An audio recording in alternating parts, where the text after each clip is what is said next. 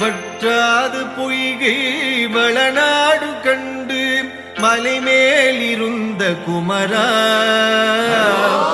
உற்றார் எனக்கு ஒரு பேரும் இல்லை உமையாள்தனுக்கு மகனே.